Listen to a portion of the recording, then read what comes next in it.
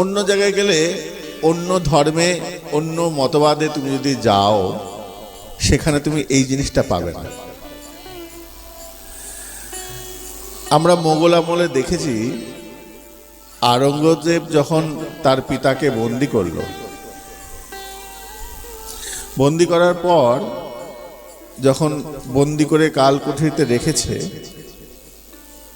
তো তখন তার আরো 3 ভাইকে তো হত্যা করেছে। আমরা প্রত্যেকেই ইতিহাস পড়েছি, অল্প বেশি প্রত্যেকেই জানি। তা একটা ছোট্ট প্রসঙ্গ আছে। একদিন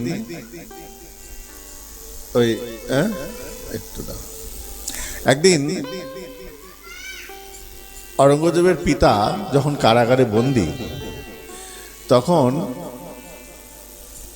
একজনকে প্রহরীকে বললো যে যাও আওরঙ্গজেবকে বলো আমার যে কলসিটা ওই জলটা শেষ হয়ে গেছে, তো তুমি আমাকে আমার ছেলেকে গিয়ে বলো আমার জন্য যেন একটু জলের ব্যবস্থা করে। প্রহরীরা আওরঙ্গজেবকে খবরটা কানে দিলেন। আওরঙ্গজেব এসেছেন, এসে ওই যে মাটির কলসিটা ছিল, ঘড়াটা লাথি মেরে ভেঙে দেয়। বাবা তখন বলছে, কিরে তুই ঘড়াটা ভেঙে দিলি? তো বলছে, তোমার জন্য এত জল ব্যবহার অপচয় করা যাবে না। এই কলসি কলসি জল, এত জল, বুড়ো বয়স হয়েছে, আর জল, এত জল খাবে কেন? তোমার জন্য এই 1 গ্লাস জল দেয়া হলো।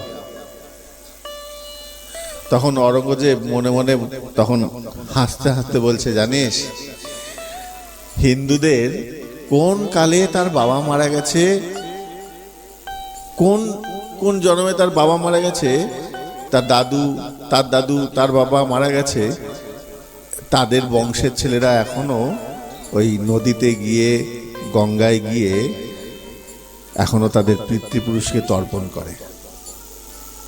বাবা মারা গেলে পরে তর্পণ করে, জল দেয়। হ্যাঁ,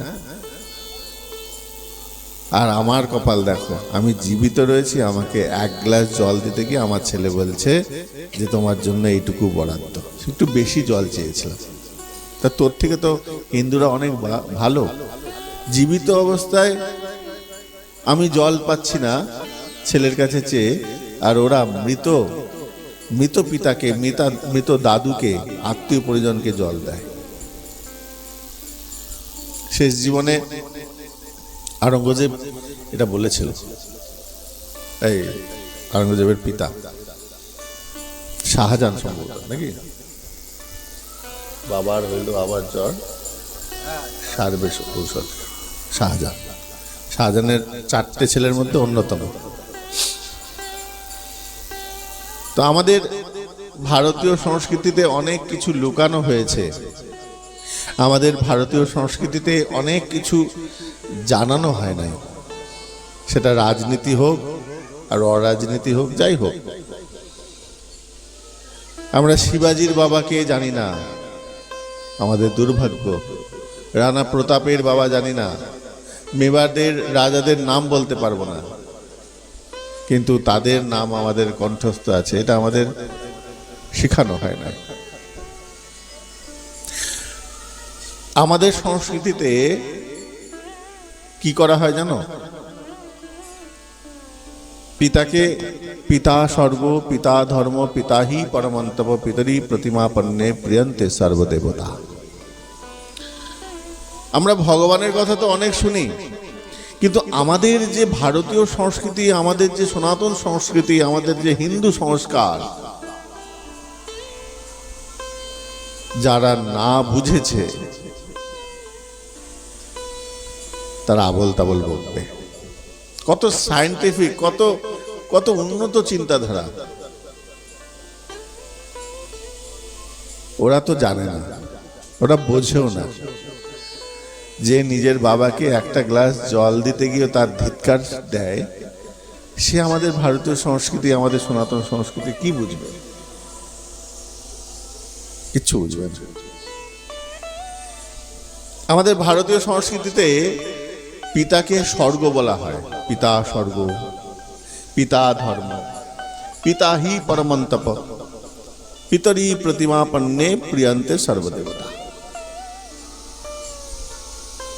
আমরা এই শ্লোকগুলো পড়েছি, অনেক জায়গায় শুনেওছি, কিন্তু এর ভাব অর্থ জানি না। পিতা, পিতা দেবতা তুল্য, দেবতা তুল্য। পিতা স্বর্গ, পিতা ধর্ম, পিতা হি পরমম তপ। সন্তানের কাছে পিতা একটা তপস্যার বিষয়। একটা ভালো পিতা হতে গেলে, এই ভালো সন্তান তার ভালো পিতা আশা করে, এটা তপস্যার ফল। সবাই ভালো পিতা পায় না। যেমন ভালো সন্তানের জন্য অনেকে চেষ্টা করে, তেমনি ভালো পিতা পাওয়ার জন্য সেই সন্তানেরা চেষ্টা করে যে আমি যেন ভালো বংশে, ভালো পরিবারে, ভালো পিতার অধীনে যেন আসি। পিতা স্বর্গ। পিতা স্বর্গ কেন না? আমরা আমাদের কাছে স্বর্গের যে একটা উদাহরণ বা স্বর্গ সম্বন্ধে আমাদের যতটুকু জ্ঞান আছে, স্বর্গ মানে যেখানে তুমি সব রকম সুযোগ সুবিধা পাবে, যা চাইবে তাই পাবে, যেটা মনে মনে ভাববে সেটা স্বর্গ তোমাকে দেবে। এটা স্বর্গের বিশেষত্ব। তাই পিতা স্বর্গ। পিতার মধ্যে এই গুণটা কি আছে না? আমার যে মনের অভিলাষ, আমি যখন স্কুল জীবনে রয়েছি, ছাত্র জীবনে রয়েছি, বা তার আগে শৈশব জীবনে বাবার কাছে গিয়ে চাইলে পরে বাবা সেই জিনিসটা এনে দেন। বাবা স্বর্গ। পিতা ধর্ম। ধর্ম কেন? বলে ধর্ম তোমাকে ধরে রাখে, পতিত হতে দেয় না। ধর্ম রক্ষিত রক্ষিতাহা। ধর্ম তোমাকে পড়তে দেয় না, প্রতি মুহূর্তে রক্ষা করছে বাবা। কিরকম? পারিপার্শ্বিক পরিবেশ থেকে, সমাজের থেকে, নোংরা সমাজের থেকে বাবা প্রতি মুহূর্তে চেষ্টা করছে। ভালো স্কুলে দেবার চিন্তা, পড়াশোনা যেন ভালো হয়, অধ্যয়ন যেন ভালো হয়, প্রতি মুহূর্তে প্রোটেক্ট করছে। বাবার দায়িত্ববোধ আছে। পিতা স্বর্গ, পিতা ধর্ম।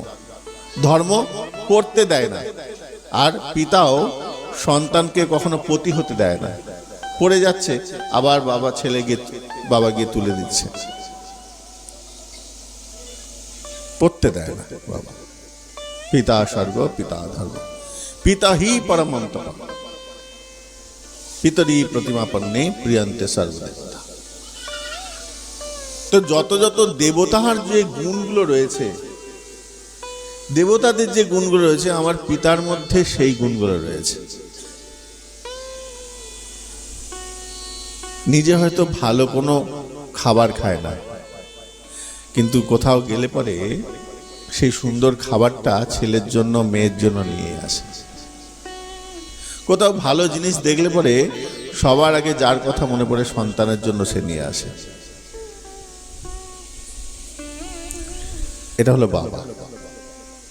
নিজে হয়তো ওই ছেঁড়া জুতোটা কোনোদিন ঠিক করেন, নতুন জুতো কেনার সুযোগ পায়নি বা কেনে নাই, কিন্তু ছেলের প্রত্যেক বছর, মেয়ের প্রত্যেক বছর নতুন নতুন জুতো আসছে। প্রত্যেক দুর্গাপূজায়, জন্মদিনে, কোনো একটা বিশেষ অনুষ্ঠানে ছেলের জন্য, মেয়ের জন্য জুতো, জামা কাপড় আসছে। কিন্তু বাবার সেই ফাটা জামা, ছেঁড়া জুতো, সেই পরেই কাজে যায়।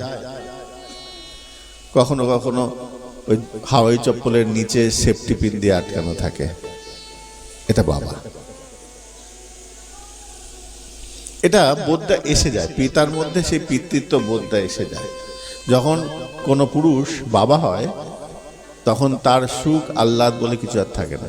তখন পুত্র সুখটাই তার কাছে সব থেকে শ্রেষ্ঠ মনে হয়। তাই পিতা স্বর্গ, পিতা ধর্ম। দেবতা, দেবতার যে গুণগুলো রয়েছে সেই গুণগুলো পিতার মধ্যে এসে যায়।